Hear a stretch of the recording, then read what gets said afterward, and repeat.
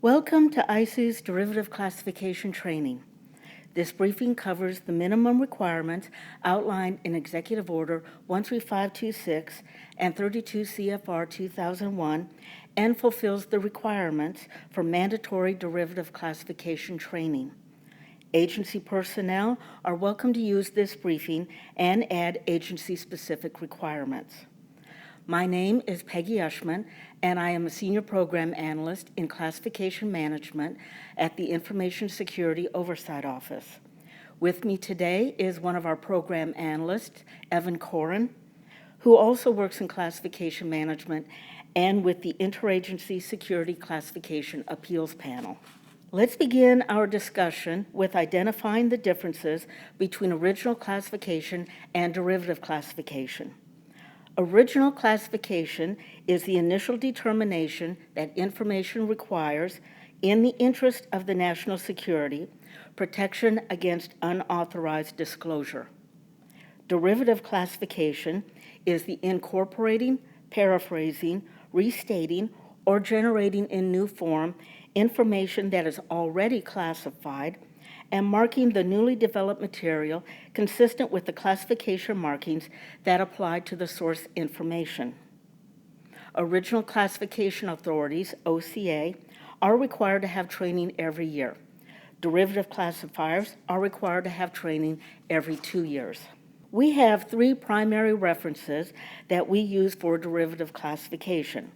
Executive Order 13526, titled Classified National Security Information, prescribes a uniform system for classifying, safeguarding, declassifying national security information. 32 CFR Part 2001, also titled Classified National Security Information, is the implementing directive for the executive order, and our marking book provides additional marking guidance. All of these documents are available on the ISOO Web Page at www.archives.gov/ISOO. The principles of derivative classification include avoiding overclassification, information sharing, classification levels, reasons for classification, duration of classification, prohibitions and limitations, classification challenges, identification and markings, security classification guides, and sanctions. Each one will be discussed throughout this presentation. The Reducing Overclassification Act was signed in October 2010 and is legislation designed to decrease overclassification and promote information sharing across the federal government and with state, local, tribal, and private sector entities.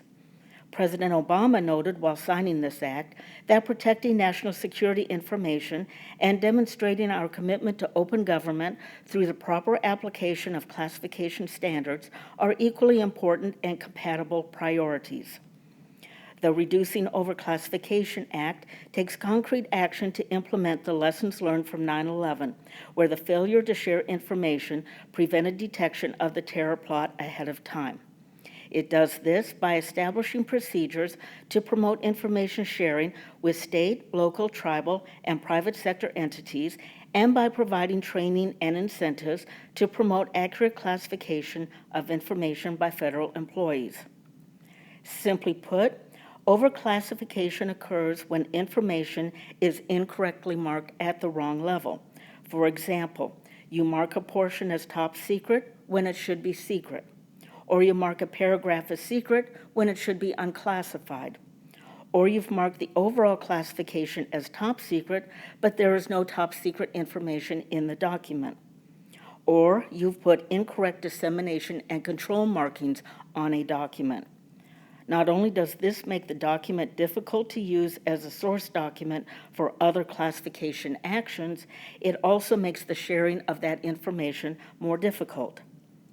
Information sharing with other agencies and other governments has become an important factor in the way we do business today. Agency Inspector General offices are responsible for implementing this program. Before an individual can have access to classified information, there must first be a favorable determination of eligibility for access. The individual must sign an approved non-disclosure agreement. and the individual must have a need to know the information. Simply having a security clearance is not sufficient reason to have access to classified information. Our office used to be responsible for the Standard Form 312, but it was handed over to the Office of the Director of National Intelligence a few years ago. However, we still receive a lot of questions about it, so we put this notice on our webpage directing people to the appropriate place for any questions regarding the SF-312.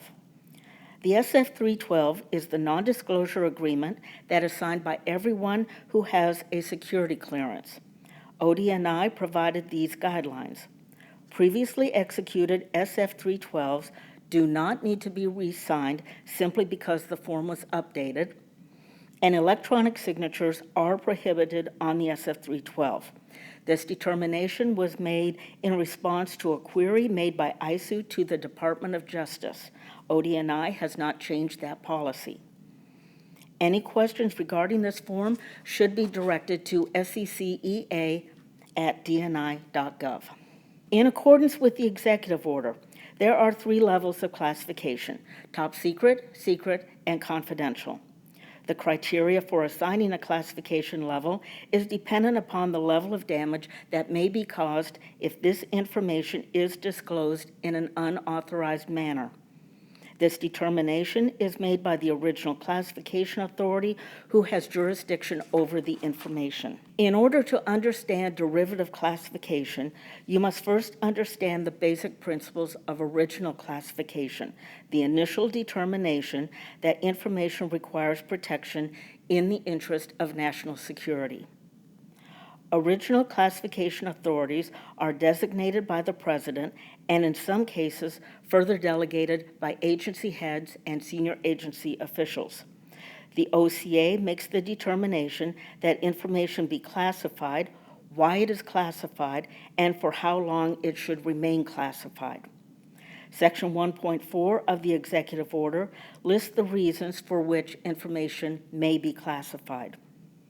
When making an original classification decision, the information must fall under one of these categories: military plans, weapon systems or operations, foreign government information, intelligence activities, intelligence sources or methods, or cryptology, foreign relations or foreign activities of the United States, scientific, technological, or economic matters relating to national security, safeguarding nuclear materials and facilities, vulnerabilities or capabilities of systems, installations, infrastructures, projects, plans, or protection services relating to the national security, and the development, production, or use of weapons of mass destruction. An original classification authority must establish an initial duration of classification not to exceed 25 years, and a derivative classifier cannot change that duration. A change in ISOO 13526 from previous executive orders is that this order specifically states that no information may remain classified indefinitely. Under no circumstances shall information be classified, continue to be classified, or fail to be declassified in order to conceal violations of law, inefficiency, or administrative error, prevent embarrassment to a person, organization, or agency, restrain competition, or prevent or delay the release of information that does not require protection in the interest of national security. In accordance with ISOO 13526, everyone is encouraged to question the classification of a document if they, in good faith, believe that the classification is incorrect. Classification challenges can be either informal or formal. An informal challenge is as easy as calling up the office that sent you the document and asking for clarification on the classification of a document. A formal challenge must be in writing. A strong classification challenge program in every agency is vital to the success of classification management. It is a system of checks and balances to maintain the integrity of the classification system. It is much better to challenge a classification using established guidelines than for something to be sent to the Washington Post because someone believed it shouldn't be classified and wanted to make a point. Agency heads and senior agency officials are required to establish procedures under which authorized holders of information are encouraged and expected to challenge the classification of information that they believe is improperly classified or unclassified while not being subject to retribution. The agency must establish and publicize the review process as well as appeal processes. An important distinction to make is that documents that are required to be submitted for pre-publication review or other administrative process pursuant to an approved non-disclosure agreement are not covered by this section, but are covered as a separate process. The implementing directive, 32 CFR Part 2001, reiterates the information from the order and adds information requiring agencies establish a system for processing, tracking, and recording formal classification challenges. Whenever an agency receives a classification challenge to information that has been the subject of a challenge within the past 2 years, or that is the subject of pending litigation, the agency is not required to process the challenge beyond informing the challenger of this fact and of the challenger's appeal rights, if any. The classification challenge provision is not intended to prevent an authorized holder from informally questioning the classification status of particular information. Such informal inquiries should be encouraged as a means of holding down the number of formal challenges and to ensure the integrity of the classification process. 32 CFR 2001 also lays out the timeline for initial responses and appeal submission. The agency has 60 days to provide an initial written response to the classification challenge. If they cannot provide a response within 60 days, the agency must acknowledge receipt of the challenge and provide a date by which the agency will respond. The agency must also advise the challenger that if no agency response is received within 120 days, the challenger has the right to appeal the challenge to the Interagency Security Classification Appeals Panel, or ISCAP. So, why do we have to mark everything? Markings identify what information must be protected, the level of protection that is required, and who the classification authority is, why it's being classified, and how long the document must remain classified. As a side note, and as a good trivia question, portion marking was first mandated under EO 11652, signed in 1972 by President Nixon. Derivative classification is incorporating, paraphrasing, restating, or generating in new form information that has been previously classified. In other words, you are taking something from another document and using that same information in your new document. It is important to note that simply making a copy of a document is not derivative classification. Source documents for your derivative classification action includes other documents or security classification guides. There are 3 steps to be taken when derivatively classifying a document. After you have created your document, the first step is to apply portion marks to every portion: title, subject, paragraphs, bullet points, pictures, maps, photos, etc. The second step is to apply the overall classification marking. This will be the highest level of classification of any of your portion markings. The third step will be to apply the classification authority block. This block is usually placed at the bottom of the first page of the document and includes the name and position or personal identifier of the person who created the document, the source information where the information was derived from, and the declassification instruction, which is usually carried over from the source document. In this example, we have your source document to the left and your derivatively classified document to the right. We have taken a paragraph from the source document and copied it into our new memo. As you can see in this example, portion markings are carried forward with the section of the source document that is carried over into the derivative document. Again, all portions must be marked as shown in this example. Focusing now only on your derivatively classified document on the right, you must apply the overall classification of this memo. Based on the fact that the highest level of classification of any of the portions in the derivative document is secret, the overall classification of this document will be secret. This will be annotated at the top and bottom of the page and will be readily apparent. There is no requirement to use certain colors when annotating the overall classification. That is a holdover from the days when we used to stamp the classification on documents that were typed on a typewriter. Once your document is properly marked, you will apply the 3-line classification authority block. The classified by line will identify the person who created the document by name and position or personal identifier. If it is not readily apparent in the document, the agency should also be identified on this line. The derive from line in the derivative document shows where the information came from. The source document must be identified with enough information that it can be located if necessary. If you were using a security classification guide as your source document, you would identify the title of the guide, the office or organization it belongs to, and the specific location of the information in the guide. For example, Chapter 3, Item Number 7. Be as specific as you can to make it easier for someone to go back to the source document if they need to review it. The final step of the classification authority block is to identify the declassification instruction. If used in a single source document, the declassification date will be carried over to your new document.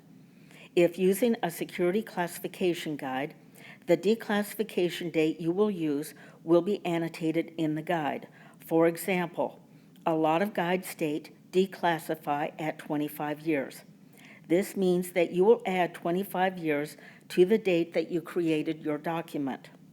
For example, you create a document on March 22, 2017.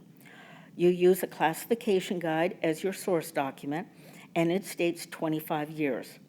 You will add 25 years to 2017, making your declassification date March 22, 2042. To recap, when using a single source for your new derivatively classified document, be as specific as you can when annotating the derive from line and carry over the declassify on line as seen here in this example. Security classification guides can also be used as a source document for derivative classification decisions. Security classification guides are a record of original classification decisions made by an original classification authority. They must be approved and signed by the appropriate OCA who has ownership of that information. Most agencies that handle classified information have one or more OCAs that approve guides that fall under their purview. Guides must be reviewed and updated as necessary, but at least every 5 years. EO 13526 and 32 CFR 2001 have established a fundamental classification guidance review program whereby all classification guides go through an extensive review process every 5 years. We suggest to agencies that have a large number of guides to set up a review process so that 20% of their guides are reviewed each year. In this example, we have shown what the derive from line and declassify on line would look like when using a classification guide as your source document. Again, be as specific as possible when describing your source document. You don't always have just a single source for your document, so here we show how your document would be annotated if you're using more than one source document. The derive from line would be annotated multiple sources. However, there must be a list of those sources on or attached to your document, as shown in this example. This list should annotate the same information that would be placed in the derive from line for a single source. The fun part is determining the declassification instruction for your derivatively classified document. The rule is that the declassification instruction on your new document will be the most restrictive date from the source documents, the date that will keep the information classified for the longest period of time. This ensures that information will not be inadvertently released earlier than it should be. Now that we have covered how to appropriately apply a declassification instruction, let's cover declassification instructions that can no longer be used but may still appear on older documents. Some of you may remember using X1 through X8. These were exemptions from automatic declassification, but were eliminated under EO 12958 as amended in 2003. We now use 25X categories that will be discussed later, which extends the duration of classification another 25 years beyond the original 25 years determined by the OCA. OADR, Originating Agency Determination Required. This was an open-ended declassification instruction and allowed agencies to make declassification decisions when they determined it was best and not on a specific schedule. This was eliminated in 1995. MR, or manual review, was never a valid declassification instruction. It first appeared in the banner line, or the overall classification line, and indicated that there was information in the document that was not covered by EO 13526 and required a separate review process. A good example of this is restricted data and formerly restricted data, which fall under the Atomic Energy Act. Subject to treaty or international agreement is essentially the same as 25X9, which will be covered in more detail. For consistency, it is preferable to use the exemption code rather than a description of the exemption category.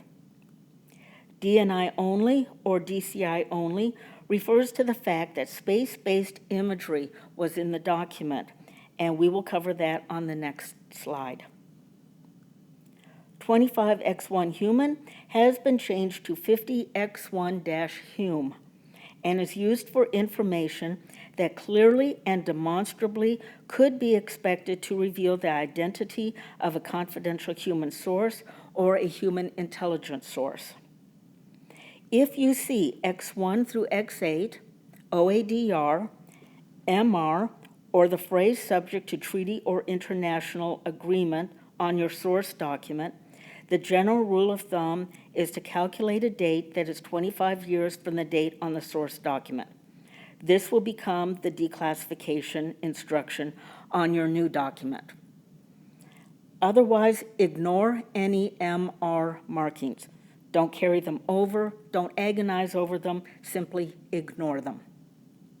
However, you should always check the appropriate security classification guide to ensure you have the latest classification information. If your source document contains DNI, Director of National Intelligence, or DCI, Director of Central Intelligence only, you should follow the instructions annotated in this attachment, which shows the classification authority block for both originally classified and derivatively classified documents. Space-based imagery belongs to the National Geospatial Intelligence Agency, and the DNI has declassification authority over this information. I will now turn this over to Evan Corin. Thank you, Peggy. 25X1 through 25X9 indicates the information is exempt from automatic declassification at 25 years. If any agency needs to keep information classified past 25 years, they must apply to the Interagency Security Classification Appeals Panel, ISCAP, for approval. The agency OCA only has authority to classify information up to 25 years. When using an approved exemption, a date or independently verifiable event must be included with the marking and will not exceed 50 years from the date of the document. Detailed elements of information are approved for exemption by the ISCAP in the form of a declassification guide, and most of these are applied when the documents are 25 years old. A very limited number of these elements are approved to be used at document creation. It is extremely rare for an agency to have the authority to mark at creation a declassification date later than 25 years. When doing so, please confirm that authority has been granted for that specific piece of information. Simply put, the exemptions work like this. The OCA classifies information for the first 25 years. An ISCAP-approved 25X exemption keeps information classified for another 25 years, or 50 years total. There are also 50X exemptions, which will keep information classified for an additional 25 years beyond that, up to 75 years total.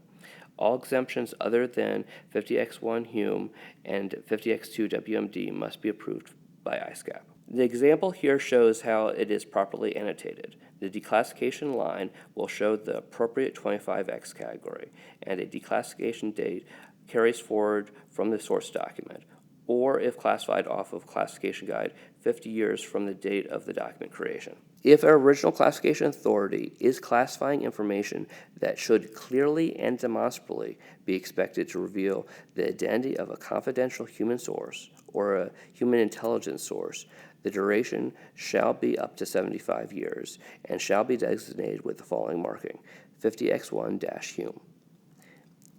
If an original classification authority is classifying information that should clearly and demonstrably be expected to reveal key design concepts of weapons of mass destruction, the duration shall be up to 75 years and shall be designated with the following marking: 50X2-WMD. These are the only two exemptions that can be used on originally classified documents and do not require an associated date with the exemption category. These exemptions can be carried over to a derivatively classified document. This is the list of exemption categories. Agencies only get approval for much more detailed pieces of information, so use this only as a list of potential categories and consult the appropriate classification guide to determine if you have the authority to use one of these markings at initial classification. 25X1 covers confidential human sources, human intelligence sources, and relationships with the intelligence service of a foreign government or international organization. 25X2 covers development, production, or use of weapons of mass destruction. 25X3 covers cryptological systems. 25X4 covers state-of-the-art weapons technology. 25X5 covers formally named or numbered U.S. warplanes that remain in effect. 25X6 covers foreign relations. 25X7 covers protection of the president, vice president, or others.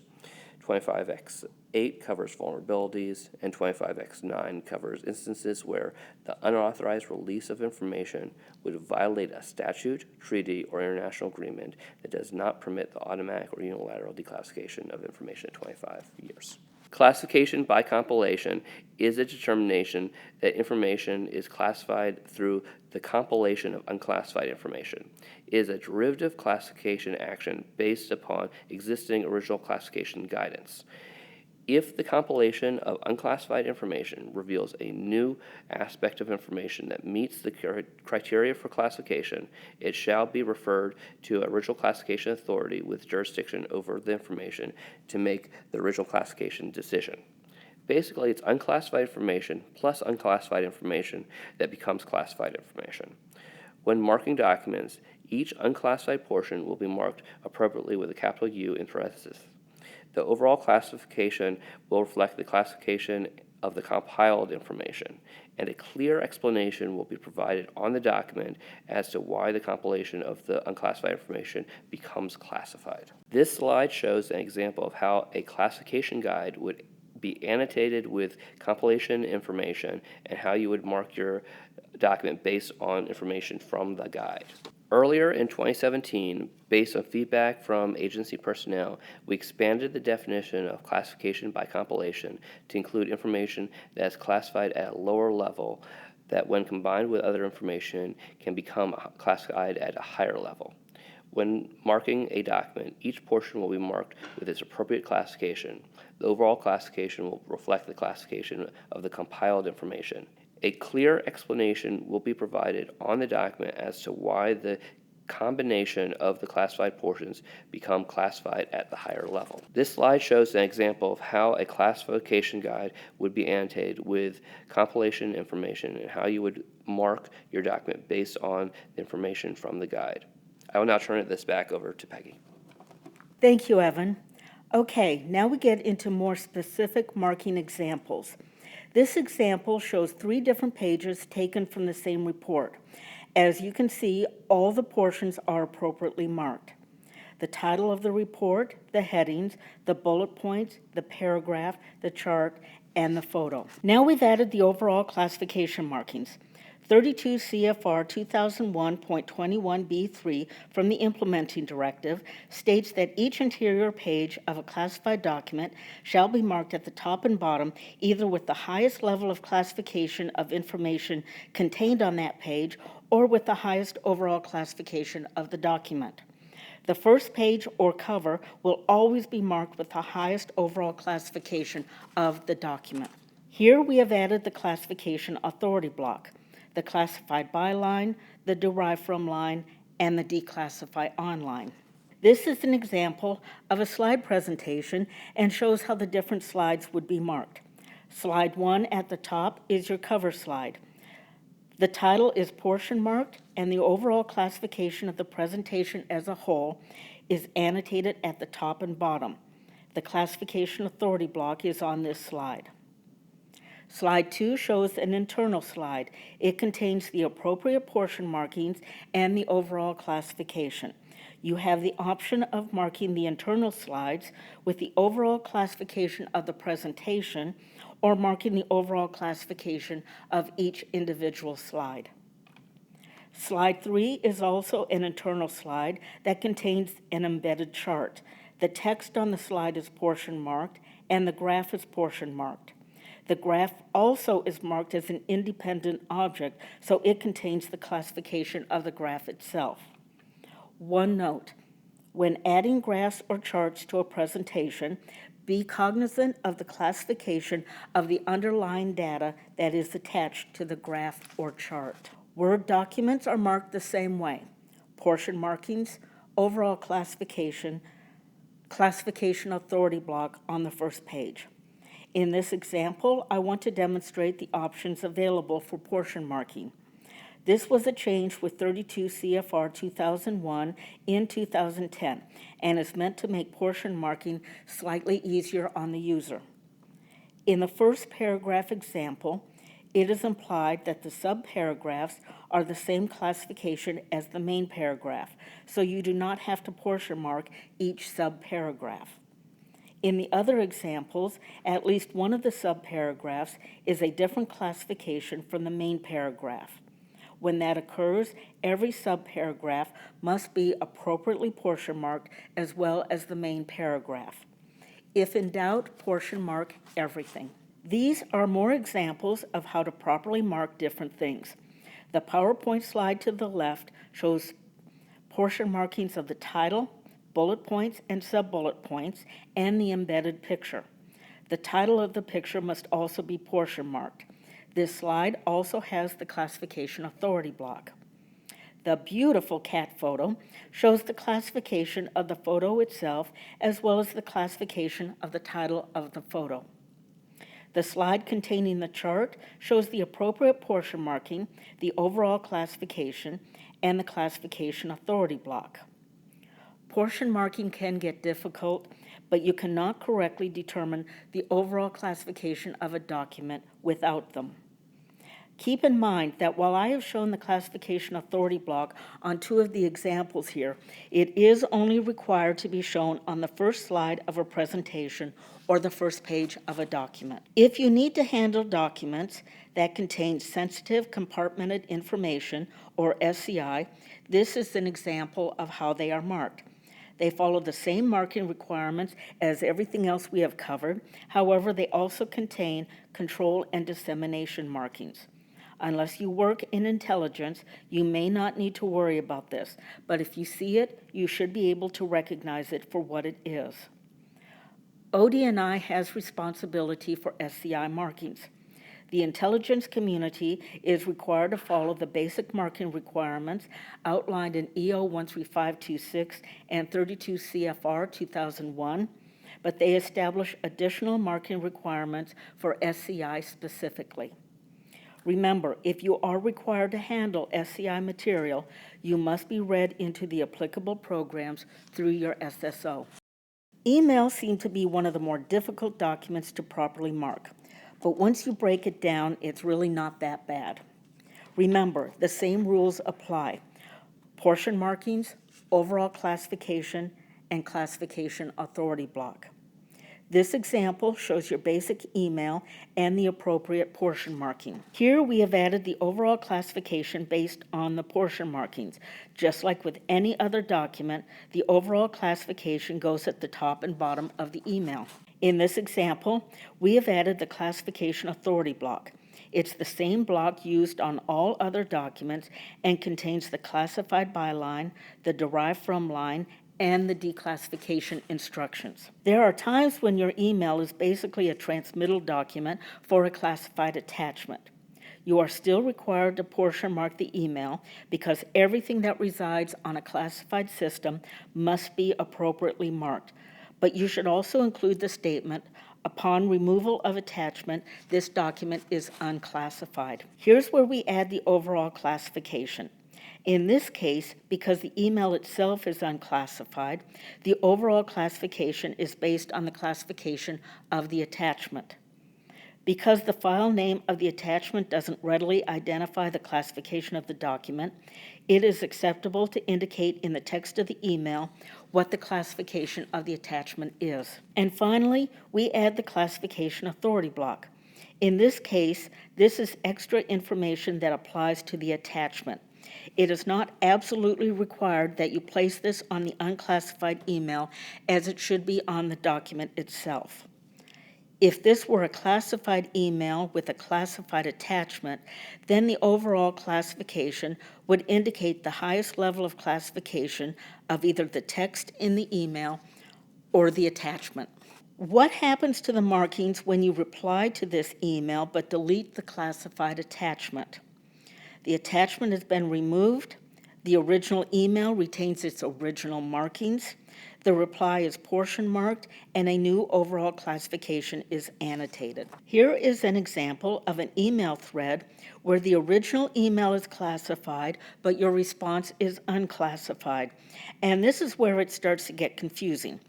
But if you think of this as a stack of papers, it might be easier to understand. You can't change the markings on the earlier emails. So begin by focusing on your email.